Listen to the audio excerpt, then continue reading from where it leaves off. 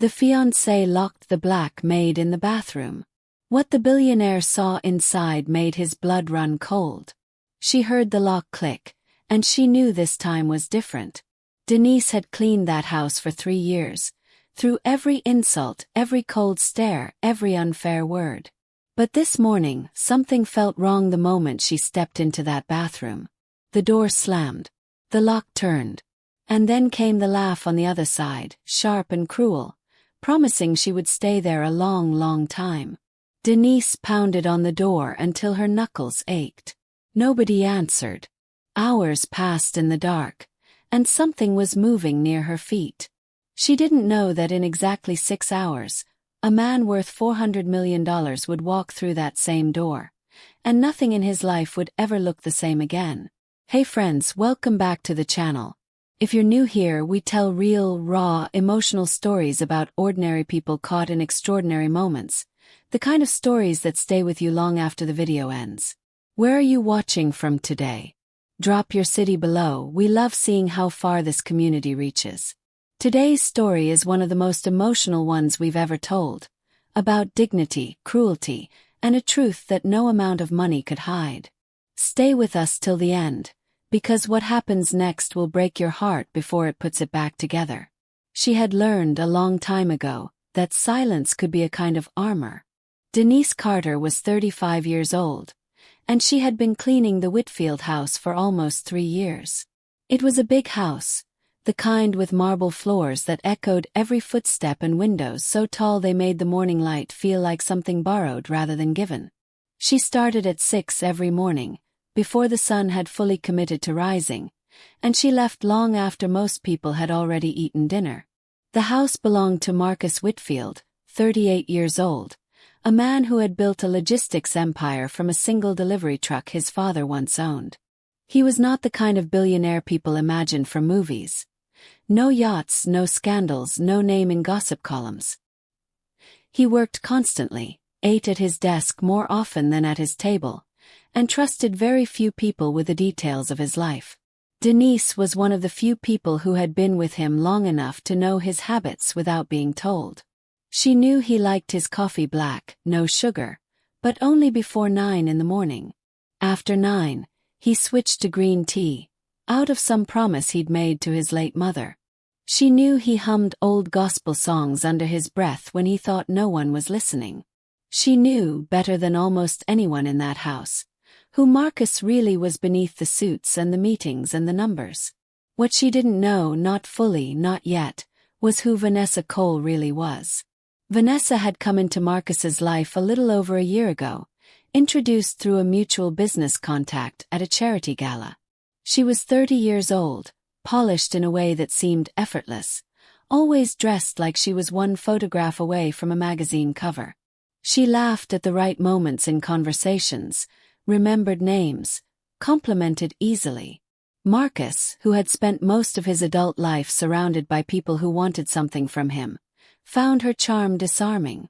Within 8 months, there was a ring on her finger, and a wedding date circled in gold on the kitchen calendar. Denise had watched the engagement happen from the edges of the room, the way she watched most things in that house. Present but invisible. She dusted the shelves during the proposal video Marcus made his assistant show her 3 times. She ironed the dress Vanessa wore to announce it to her family.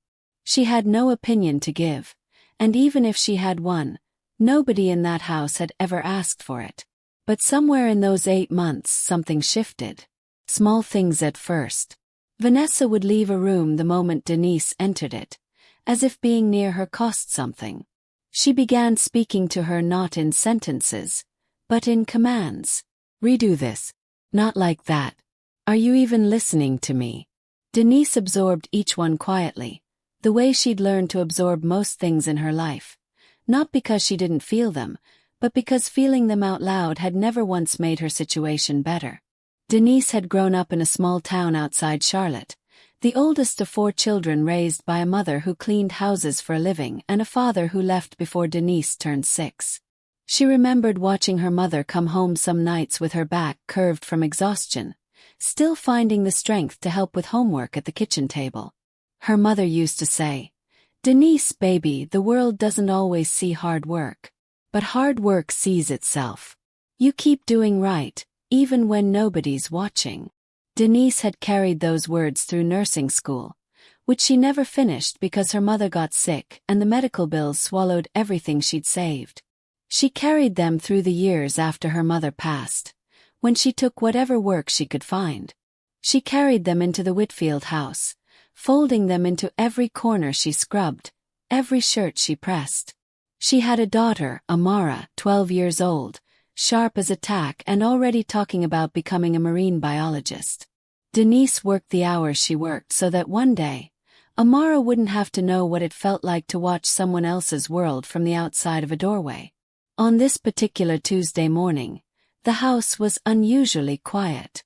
Marcus was traveling, expected back from Chicago sometime that evening after a string of investor meetings that had kept him gone for 4 days. Vanessa had been staying at the house more often lately, treating it less like her fiancé's home and more like a stage she was rehearsing for. Denise arrived at 6, same as always, letting herself in through the side entrance she'd used for 3 years. The kitchen smelled like last night's wine. 2 glasses sat by the sink, though Marcus had been gone. Denise noticed it the way she noticed most things in that house. Quietly, without comment, filing it away in the part of her mind she'd learned to keep separate from her mouth. "You're late," Vanessa said, appearing in the doorway in a silk robe, her voice already sharp for 6 in the morning. "I'm not, ma'am. It's 6 exactly. Don't correct me." Vanessa's eyes moved over her with the particular coldness Denise had come to recognize over the last few months, a look that made her feel smaller in her own skin. "I need the guest bathroom deep cleaned today. All of it. Grout, tile, everything. I have people coming by later." Denise nodded and got to work, moving through her routine with the practiced efficiency of someone who had long ago stopped needing supervision. She thought about Amara's school project due Friday, about the parent-teacher conference she'd have to ask off for, about the bus fare she'd need to budget for the weekend. Her mind drifted the way it always did during the repetitive parts of her work, finding small comforts in the ordinary rhythm of her thoughts. She didn't notice Vanessa watching her from the hallway with an expression that had nothing warm in it at all. By 11, Denise had made her way to the guest bathroom on the lower level, a room she rarely had reason to enter since guests almost never used it. It was small, windowless except for a narrow vent near the ceiling, tiled in dark stone that swallowed the light from the single overhead fixture. She knelt by the tub scrubbing at a grout line that hadn't seen a full cleaning in weeks, humming quietly to herself, the same way Marcus hummed without realizing it. She didn't hear Vanessa approach until the door was already swinging shut. "Ma'am." Denise stood quickly, confused, reaching for the handle out of instinct. The lock clicked into place from the outside before her fingers even touched the metal. "Hello." Denise knocked gently at first, certain it was some kind of mistake. "Ms. Cole." The door's locked. Silence answered her. Then, faint through the door, a small sound that took her a moment to place. Laughter. Quiet, satisfied laughter, followed by the soft click of heels walking away down the hallway.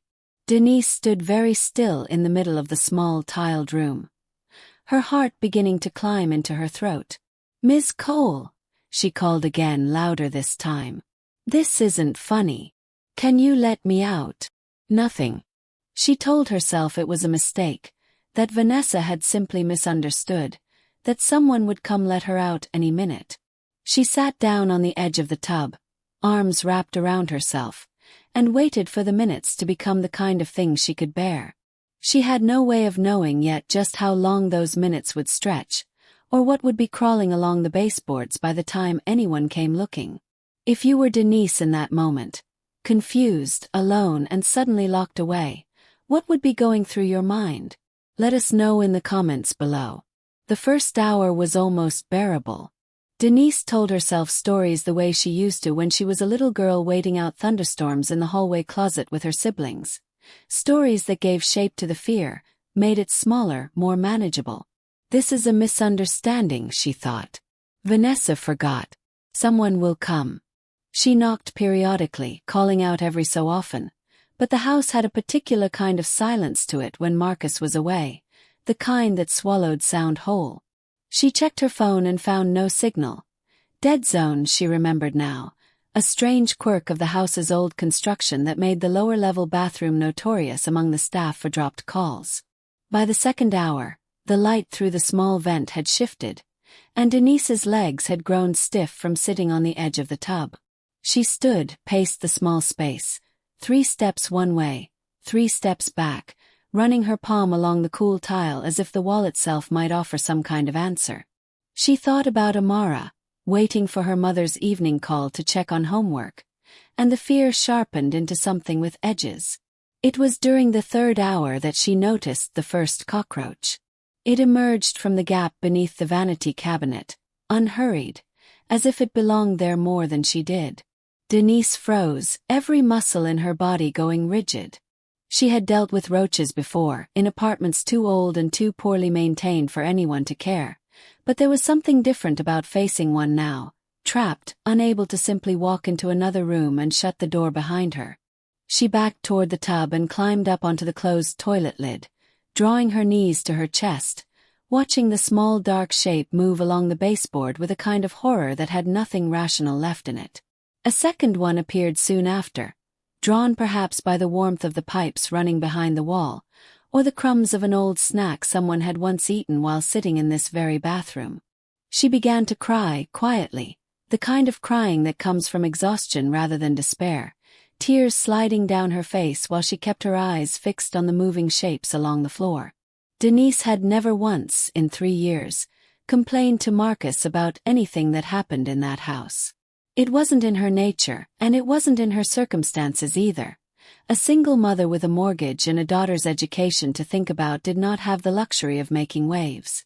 She had absorbed Vanessa's coldness the same way she'd absorbed every hard thing in her life, by telling herself it would pass, that she only needed to endure it a little while longer. But sitting on that closed toilet lid, watching insects crawl along a floor she herself had scrubbed only an hour before, something inside her began to shift. Not anger, not yet. Something quieter and more devastating. The realization that whatever kindness she had shown, whatever loyalty she had given this house for 3 years, had not been enough to earn her the basic decency of being treated like a person. She thought about her mother again, about the words that had carried her this far. Hard work sees itself. She wondered for the first time in a long while if that was really true, or if it was simply something people said to make hardship easier to swallow. Around the 4th hour, she heard footsteps overhead, muffled by the floor between them. She stood immediately, pounding on the door with both fists. "Hello. Somebody please. I'm locked in." The footsteps paused. For one desperate moment, hope surged through her chest. Then they continued on, unhurried, moving away down some hallway she couldn't place. Denise sank back down against the door, her palms raw from knocking, her voice hoarse from calling out. She would later learn that it had been Vanessa's sister, Renata, visiting for the afternoon, laughing with Vanessa in the kitchen over the very wine glasses Denise had noticed that morning. Renata had asked at one point where the help was, and Vanessa had simply waved a hand and said Denise had left early, given the day off. Renata hadn't questioned it further. Why would she? By the 5th hour, 3 more roaches had joined the first 2, moving in and out of the shadows beneath the cabinet with an indifference that felt, to Denise, almost like mockery. She had drawn her knees tighter to her chest, humming under her breath now, the same tune Marcus hummed without knowing it, a melody she'd absorbed simply from being near him for 3 years. It was the only thing that kept the panic from swallowing her whole. She thought about quitting if she ever got out of this room. She thought about the letter she might write, the words she might finally say to Marcus, a man who had always treated her with more respect in 5 minutes than his fiancée had shown her in a year. She wondered if he even knew the kind of person he was about to marry. She thought, too, about whether telling him would cost her the job entirely, whether the word of a maid would ever hold up against the word of the woman about to become lady of the house. Somewhere above her, unheard, A car pulled into the driveway earlier than expected. Marcus Whitfield's flight had landed ahead of schedule, and rather than go straight to his office as planned, some instinct he couldn't quite name, had pulled him toward home instead. Denise had no way of knowing this. All she knew was the tile beneath her, the insects along the baseboard, and the slow, aching passage of time in a room that had become, in the space of a single afternoon, something closer to a cell than a bathroom. Have you ever been in a situation where you felt completely powerless, waiting for someone to notice you were struggling? Share your story with us below. The mini-hook that begins every twist starts quietly. A key turning in a lock, footsteps in a hallway, a normal sound about to carry an unbearable weight. Marcus Whitfield stepped through the front door at exactly 4:47 in the afternoon, a full 3 hours earlier than his assistant had scheduled. He told himself it was because the Chicago meetings ended early, because he wanted to beat traffic, because he simply preferred sleeping in his own bed. But if he was honest with himself, standing in the marble foyer of a house that suddenly felt too quiet, he might have admitted that some part of him had been uneasy all day, without being able to say exactly why. "Vanessa," he called out, setting his bag down by the stairs. No answer came from upstairs. He found her eventually in the sunroom, scrolling through her phone with a glass of wine at her elbow, looking entirely unbothered by his early arrival. "You're back early," she said, standing to kiss him. Her voice smooth and warm in the way it always was when she wanted something or wanted to seem like she wanted nothing at all. "Flight got in ahead of schedule." He glanced around the quiet house. "Where's Denise?" "Her car's still in the side lot." Something flickered behind Vanessa's eyes, so brief that a less attentive man might have missed it entirely. But Marcus had spent 2 decades reading rooms, reading people, reading the small hesitations that came before a lie. It was, in many ways, how he'd built his entire empire. "She left early," Vanessa said. "I told her to go. She wasn't feeling well." "Then why's her car still here?" Vanessa's smile faltered for the briefest second. I'm not sure. Maybe she got a ride." Marcus said nothing more, but something in his chest had gone taut, an instinct sharpening into focus the way it did in board meetings when a number didn't add up, when a deal felt wrong before he could articulate why. He walked toward the kitchen, then down the hallway toward the lower level, some pull he couldn't explain guiding his feet. "Marcus, where are you going?" Vanessa's voice trailed after him, higher now, less steady. He didn't answer. He moved down the hall toward the guest bathroom, and as he approached, he heard it, faint, hoarse, barely more than a whisper against wood. "Please, somebody." His blood went cold before his mind had even fully processed what he was hearing. He tried the handle. He knocked hard against the door. "Denise." The voice on the other side cracked with disbelief and relief so raw it broke something open in his chest. "Mr. Whitfield. Oh God, please, please let me out." His hands were shaking as he searched for the small release mechanism above the frame, the kind meant for emergencies, the kind he'd forgotten even existed until this exact moment. It took him nearly a full minute, a minute that felt like an hour before the lock finally gave. The door swung open.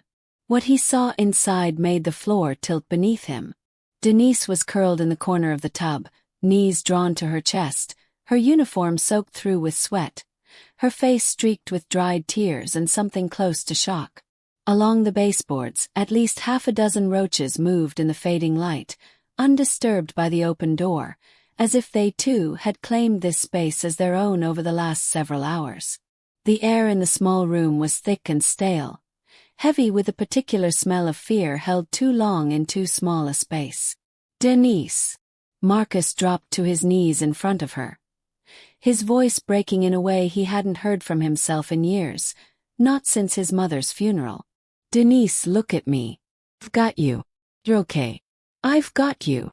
She flinched at first, her body still braced against a threat that hadn't yet registered as gone, and then, slowly, the reality of his voice broke through. She reached for his arm, gripping it with a desperation that told him everything about how long she'd been sitting in that darkness, waiting for someone, anyone, to remember she existed. "She locked me in," Denise whispered, her voice raw. "Hours ago. I don't know how long. She locked the door and I heard her laughing, and then nobody came, and there were bugs, Mr. Whitfield. They kept coming out from under the—" "I know," he said, though he didn't, not fully, not yet. "I know. You're safe now." He helped her to her feet, one arm around her shoulders, guiding her carefully out into the hallway, away from the small tiled room that had held her captive since 11 that morning. His mind was already assembling the pieces. The 2 wine glasses, Vanessa's flickering hesitation, the closed door he'd walked past 100 times without a second thought. He turned and found Vanessa standing at the end of the hallway, her wine glass still in hand, her expression caught somewhere between panic and the practiced beginnings of an excuse. "Marcus, I can explain."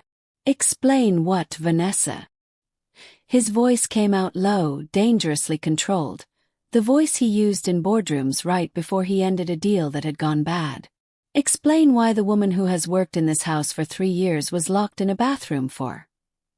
He glanced at his watch, doing the math, and felt something in his chest cave in. Nearly 6 hours? With roaches crawling around her feet. "It was a joke," Vanessa said too quickly, her composure cracking visibly now. "It got out of hand. I forgot I was going to let her out, I swear." "You forgot." Marcus repeated the words like they tasted foreign in his mouth. "You forgot a human being was locked in a room in my house." He looked at Denise, still trembling beside him, still gripping his arm as though letting go might send her back into that darkness, and something inside him, something he had spent 38 years building carefully brick by brick, protecting, guarding, simply gave way. What would you do if you were in Denise's place? Tell us honestly in the comments. The silence that followed stretched long and unbearable, filled only with the sound of Denise's uneven breathing and the distant hum of the refrigerator down the hall. Marcus stood between the 2 women, the ring he had once placed on Vanessa's finger suddenly feeling like the heaviest thing he had ever given away, and he understood, with a clarity that felt like ice water down his spine, that nothing in this house, or in his life, was going to look the same again. The mini-hook of an aftermath is always quieter than the twist itself. The shaking hands, the silence in a car, the weight of a decision not yet made. Marcus didn't say another word to Vanessa that night. He drove Denise to the emergency room himself, refusing to let her call a cab, refusing to let her insist she was fine when her hands hadn't stopped trembling since he'd pulled her from that bathroom.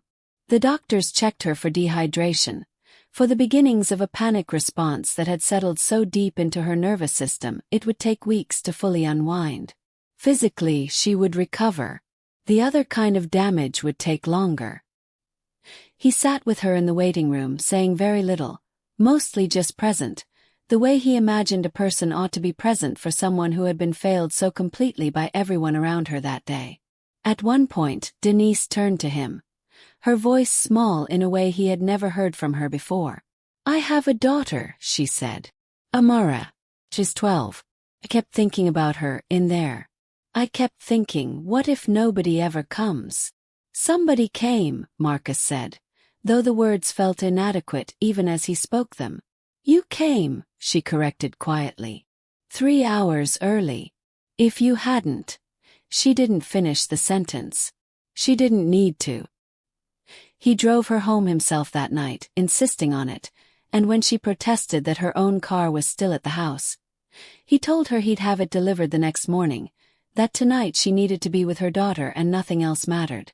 When they pulled up outside her small apartment, a modest building on the edge of town with a porch light that flickered unevenly, Amara came running out before Denise had even opened the car door, having waited by the window for hours, terrified by her mother's uncharacteristic silence on the phone earlier that evening. Watching the 2 of them embrace on the sidewalk, watching Amara bury her face in her mother's shoulder the way children do when relief finally lets them cry, Marcus felt something crack open in his chest that had nothing to do with Vanessa at all. It was something closer to shame, The slow, sick realization that this woman had worked in his house for 3 years, had folded his shirts and remembered his coffee and hummed the same songs he hummed, and he had never once asked her a single question about the life she carried home with her every evening. He had never known she had a daughter. He had never known her mother's name, or where she'd grown up, or what she carried with her into that house every single day. He drove home that night in silence, and when he arrived, Vanessa was waiting for him in the living room, her makeup smudged from crying, a version of contrition arranged carefully on her face. "Marcus, please let me explain. She's been difficult with me for months, always giving me looks, always." "Stop." The word came out harder than he intended, but he didn't take it back. "I don't want to hear about looks, Vanessa. I want to know why you thought it was acceptable to lock a human being in a room and leave her there for 6 hours. "I didn't think it would be that long," Vanessa said, her voice cracking. "I got busy, Renata came over, I forgot, Marcus, people forget things." "You didn't forget," he said quietly. "You laughed. She heard you laugh before you walked away." Vanessa had no answer for that. The silence that followed told him more than any explanation could have. He thought, standing there in the living room of the house his father had left him, about all the small things he had overlooked in the past year. The way Vanessa's warmth seemed to switch on and off depending on who was watching, the way household staff had quietly turned over 3 times since she'd moved in. The way she spoke about people in service roles as though they were furniture rather than people with names, and daughters and mothers who'd raised them to believe hard work meant something. He had noticed these things in passing, the way a person notices weather, without ever stopping to consider what they were telling him. He removed the ring from her finger himself 2 days later, not out of cruelty, but out of a certainty that had finally crystallized into something unshakable. It was not a decision made in anger. It was a decision made in clarity, the kind that comes only after being forced to see something you had been avoiding for a very long time.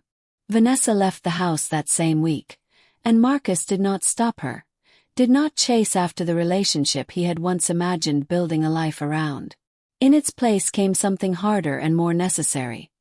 A long, uncomfortable look at himself, at the distance he had allowed to exist between himself and the people who kept his life running, at the ease with which he had let convenience stand in for character when it came to who he chose to trust. He called Denise a week later, not as her employer, but simply as a man who owed her a conversation he should have had years earlier. He asked about Amara. He asked about her mother, about the town she'd grown up in, about the nursing degree she'd once been close to finishing. For the first time in 3 years, he listened, really listened, to the woman who had spent that time quietly holding his household together while he built an empire he'd assumed mattered more. Have you ever had a moment that forced you to see someone, or yourself, differently than before? Tell us what that experience taught you. The mini-hook of an ending should feel like a held breath finally released. 6 months later, Denise stood in a small office on the 3rd floor of the Whitfield Logistics headquarters, looking out over a view of the city she never imagined she'd see from this angle. The office wasn't large, and the job wasn't glamorous. Coordinator for the company's new employee welfare program, a position Marcus had created after that night, built from every uncomfortable realization he'd had sitting in a hospital waiting room watching a woman he barely knew shake with fear that should never have happened to her. It hadn't been charity.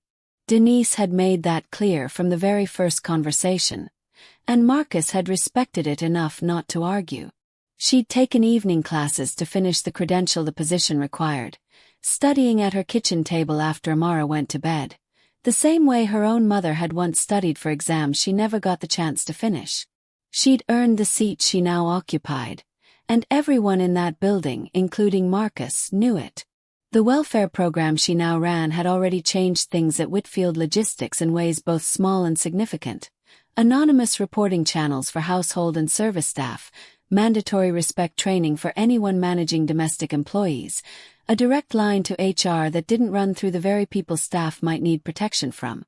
It wasn't perfect. Change rarely is. But it was real, and it was hers. built from the worst day of her life into something that might spare someone else from ever experiencing it. Marcus had changed too, in quieter ways that showed mostly in the details. He asked people's names now, and remembered them. He ate lunch some days in the break room instead of at his desk, not performing humility, just present in a way he hadn't been before. He had learned, slowly and imperfectly, that the measure of a man wasn't in the empire he built, but in how he treated the people who never made it into his line of sight until they were forced there by circumstance. He and Denise had settled into something neither of them had a clean word for.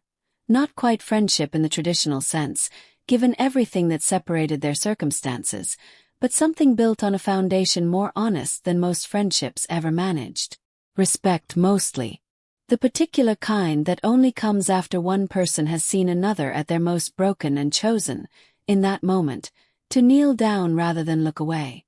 Amara had started coming by the office some Fridays after school, sitting in the corner with her homework while her mother worked, and Marcus had taken to asking her about marine biology with a genuine curiosity that made the 12-year-old light up every time. He'd mentioned once, almost offhand, that the company had a scholarship program for employees' children, something that had existed on paper for years but had never once been used. Denise had cried in her car that evening, not from sadness this time, but from the particular ache of watching a door open that she'd spent her whole life believing was locked to people like her.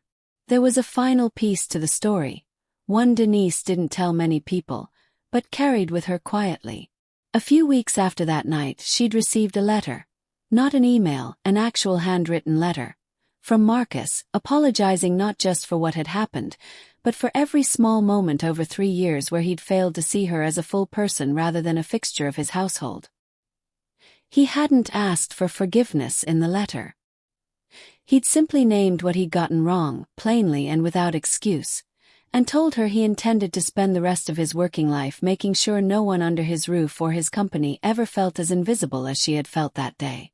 Denise kept the letter folded in her nightstand drawer, not as a trophy, but as a reminder that dignity, once truly seen, has a way of demanding to be honored going forward.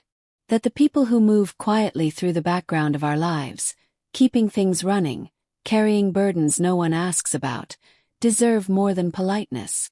They deserve to be known. She thought sometimes about her mother's words, the ones that had carried her through so many hard years. Hard work sees itself. She understood them differently now. Not as a promise that the world would automatically notice, but as a truth that had finally found someone willing to look. Standing in her office that evening, watching the city lights flicker on below her, Denise allowed herself something she rarely had time for. A moment of stillness, of gratitude, of quiet pride in a life that had been hard-won and was, at long last, becoming something more than survival. To everyone watching this story tonight, if you've ever felt invisible, if you've ever poured everything you had into work that went unseen, please know this. Your worth was never determined by who noticed you. It was always there. Sometimes it just takes the right moment and the right person to finally see it too. If this story moved you even a little, do us a favor and hit that like button. It genuinely helps stories like Denise's reach the people who need to hear them. If you're new here, please consider subscribing because we bring you real, emotional, unforgettable stories just like this one every single week. We'd love to know. Has there ever been a moment when someone finally saw you, really saw you, after feeling invisible for so long? Tell us in the comments, we read every single one. And if you know someone who's ever felt overlooked or unappreciated for their hard work, please share this video with them. Sometimes the smallest reminder that they matter can mean everything. Thank you for spending this time with us today. We'll see you in the next story.